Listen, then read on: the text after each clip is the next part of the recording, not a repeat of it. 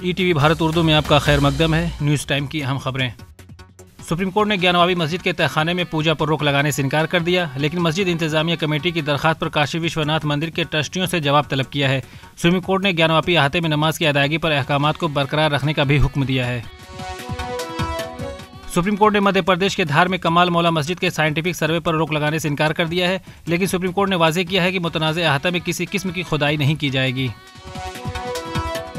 MIM کے سربراہ اسد الدین اویسی نے مختار انصاری کی رہائش گاہ پہنچ کر ان کے اہل خانہ کے ساتھ تعزیت کا اظہار کیا اور کہا کہ مصیبت کی اس گھڑی میں ہم ان کے ساتھ کھڑے ہیں۔ انہوں نے ایکس پر لکھا کہ انشاءاللہ ان اندھیروں کا جگر چیر کر نور آئے گا، اگر تم ہو فرعون تو موسیٰ بھی ضرور آئے گا۔ اتر پردیش پولیس کانسٹیبل فیاض خان کو مختار انصاری کی حمایت میں واٹس ایپ اسٹیٹس لگانے پر لائن حاضر کیا گیا۔ فیاض خان کا WhatsApp status online police محکمہ میں سامنے آنے کے بعد یہ قدم اٹھایا گیا۔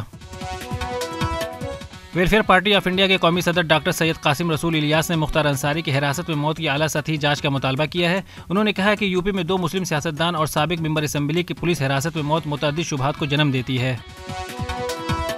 راہل گاندھی نے PM مودی پر الزام عائد کیا کہ PM مودی شمال مشرق میں آسام سے لے کر مغرب بھارت کے مہاراشٹر تک بدعنوانی کی فرنچائز تقسیم کر رہے ہیں اور BJP بدعنوان لوگوں کی آماجگاہ بن چکی ہے۔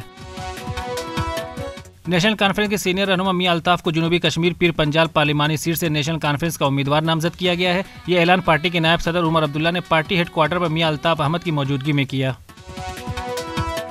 ضلع اننت ناگ کے بجبہاڑا نیشنل ہائی وے پر تعمیر کی گئی ایمرجنسی ہوائی پٹی پر آج ٹرائل رن ہوا، جس کے لیے انتظامیہ کی جانب سے ٹریفک کو مختلف دیگر راستوں سے منتقل کیا گیا۔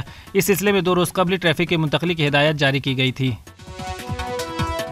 پاکستان کے اسلام آباد ہائی کورٹ نے توشہ خانہ کیس میں عمران خان اور ان کی اہلیہ بشرا بی بی کی سزا کو معطل کرتے ہوئے رہائی کا حکم دے دیا ہے۔ احتساب عدالت نے توشہ خانہ کیس میں دونوں کو 14 سال قید کی سزا اور 10 سال کے لیے نااہل قرار دیا تھا۔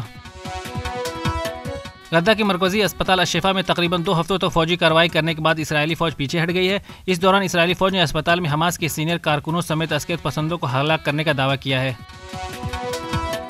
اتوار کے روز ہزاروں اسرائیلیوں نے غزہ جنگ کے خلاف وسطی یروشلم میں اب تک کا سب سے بڑا احتجاجی مظاہرہ کیا۔ ہزاروں اسرائیلیوں نے پرتشدد احتجاج کرتے ہوئے فوری جنگ بندی، مذاکرات میں پیش رفت، یرغمالیوں کی جلد از جلد رہائی اور قبل از وقت انتخابات کرانے کا مطالبہ کیا ہے۔